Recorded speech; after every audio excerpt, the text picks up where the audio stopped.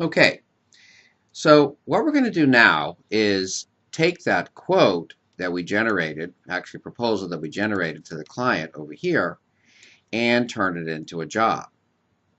And we're going to specifically talk about the ability to notify the purchasing that we need to order parts. And then later on, we'll demonstrate the fact that when a purchase order is received, it can notify the salesman or project manager that the items have come in. So we bring up project system like so, and we first find our project, and our project is going to be located down under waiting answers, i.e. the customer is making a decision. Double click on here, and we see our project sitting right at the top. Now, the first thing we could do, for example, is we could change the status to accepted jobs. And by doing that, it records our PO date like so, but it can also send a message to somebody in the office that we have a new job on the books. And this could be an email message or a message in the office. Okay, so now if we log in as, say, an administrator type like so, we see here we get a new job on the books. So this could be a message to a project manager, this could be a job to administrative assistant to set up the job in the office, whatever that happens to be in your configuration. From here, we can bring up the project like this, and now it shows us our materials that we have on the job, and now we can decide, which items we want to purchase or not purchase. And one of the functionalities, as talked about earlier, is the ability to show that we have some inventory on hand. So now we can make a decision: do we want to use the 3 that we have in stock for the 10 that we need for this particular job, or do we want to just order that? And we can do the combination of both. We can use the 3 and order the balance. Now in this particular scenario, because we have a quote number, we're more likely to buy the full 10 because that's when we got the discount. But I want to show you the combination of using some stock and then ordering the balance. First of all, we can notify the purchasing we need to order parts. And we do that with this functionality right here. I'm going to change the configuration from auto estimating to our inventory control. And so now we can see line by line whether we've ordered it, back ordered, allocated, shipped, not invoiced like so. Okay, and then invoiced. But more specifically, I can make a decision and I can queue this up. Now I'm going to pause momentarily and talk about inventory. When I click on the inventory screen here, you'll notice it shows us what we have in stock, which we've shown you before. But it also shows that we have 2,400 of these allocated to different customers. So if we needed to borrow or steal from another job, we could come over here to the allocation screen and do search, and it would show us all the projects that these are allocated to. And then we could actually unallocate. We can look at the project, we can look at the purchase order, we can remove from the current project and allocate to another project using this functionality. Okay? It also shows us on that same screen our cost of one and any break levels and any special buying power we might have for that particular item. Okay?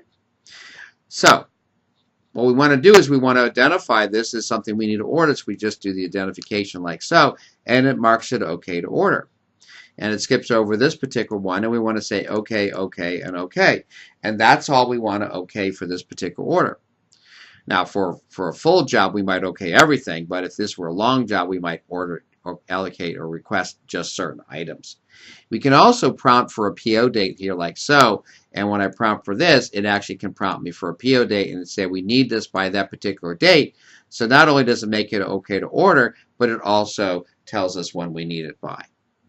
And then what we can do is leave the project, and the system automatically changes the status to order parts, notifies our purchasing agent with a message like so that there's a project to order parts.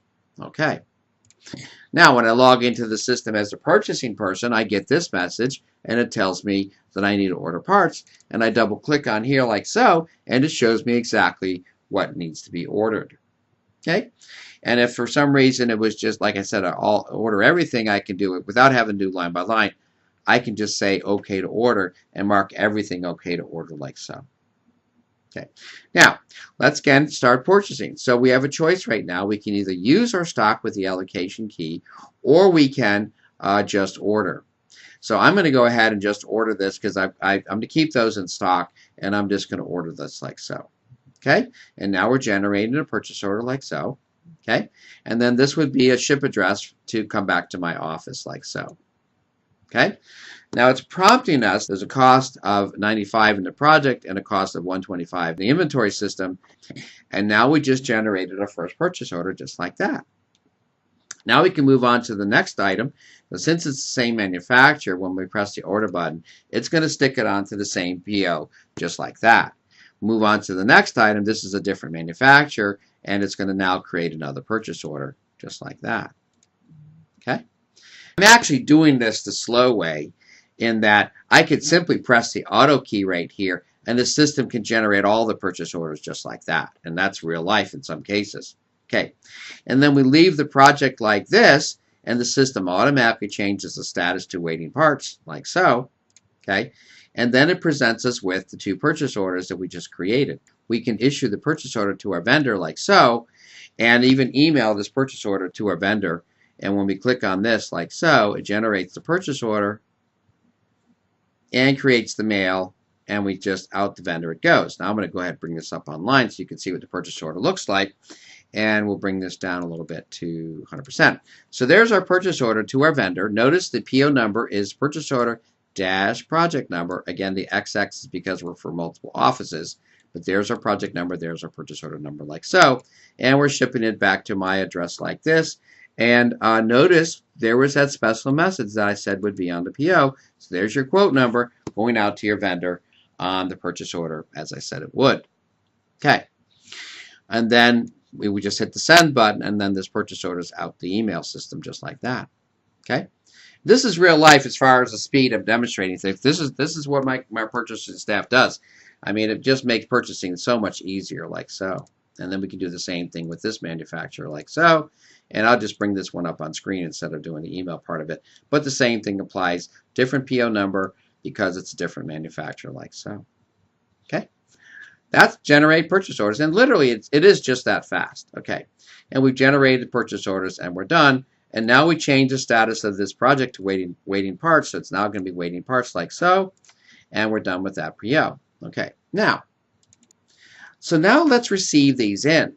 Okay, so we'll clear the screen like so. Now, days, weeks later, whatever that happens to be for this manufacturer, we can come down here to the purchasing menu. Notice we actually have a purchasing menu where we can do purchasing. We can create raw POs, we can edit POs, we can generate group POs.